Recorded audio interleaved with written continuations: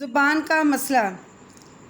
مسئلہ اگرچہ 1956 اور 1962 کے کانسٹیٹیوشنز میں کافی حد تک حل ہو گیا تھا، مگر مشرقی پاکستان کے لوگوں کے اندر زبان کے حوالے سے ایک احساس محرومی پیدا ہو چکا تھا جو ان اقدامات کے باوجود بھی ختم نہ کیا جا سکا۔ نمائندگی کی شرح کا مسئلہ بھی مشرقی پاکستان کی علیحدگی کا ایک اہم سبب ہے، کیونکہ مشرقی پاکستان کی جو آبادی تھی وہ 56% تھی اور وہ لوگ چاہتے تھے کہ ان کو ان کی آبادی کے اعتبار سے وہ نمائندگی دی جائے۔ اگرچہ دونوں کانسٹیٹیوشنز میں ان کی جو برابری کی نمائندگی کو قبول کر لیا گیا تھا، لیکن ان کے جائز حقوق نہ دینے کی وجہ سے بھی عوام کے اندر جو تھی وہ کافی حد تک مایوسی پھیل چکی تھی۔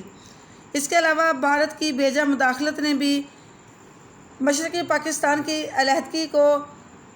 مزید ہوا دی اور بھارت نے مکتی باہنی کے کارکنوں کو تربیت اور امداد دینے کے علاوہ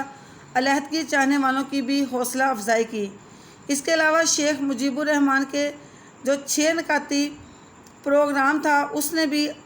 مشرقی پاکستان میں علیحدگی کو بہت زیادہ فروغ دیا، اور اس کے علاوہ 1970 کے عام جو انتخابات تھے انہوں نے حالات کو ایک نئی کروٹ دی اور مشرقی پاکستان میں عوامی لیگ کی مکمل کامیابی کے بعد لوگوں نے ایک نئے انداز سے سوچنا شروع کر دیا۔ بنگلہ دیش کے قیام کے بعد جنرل یحییٰ خان نے باقی رہ جانے والی مغربی پاکستان میں حکومت پاکستان پیپلز پارٹی کے سربراہ ذوالفقار علی بھٹو کے سپرد کر دی، کیونکہ اس جماعت کو 1970 کے انتخابات میں مغربی پاکستان میں اکثریت حاصل ہوئی تھی۔ اس طرح ذوالفقار علی بھٹو نے پاکستان کی تاریخ میں پہلے سول مارشل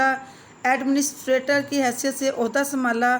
ملک کا نظام چلانے کے لیے ایک عبوری آئین 1972 بنایا گیا اور مستقبل کے آئین کے لیے نئی منتخب ہونے والی قومی اسمبلی کے 25 ممبرز پر مشتمل ایک کمیٹی بنائی گئی، جس میں تمام سیاسی جماعتوں کو نمائندگی دی گئی۔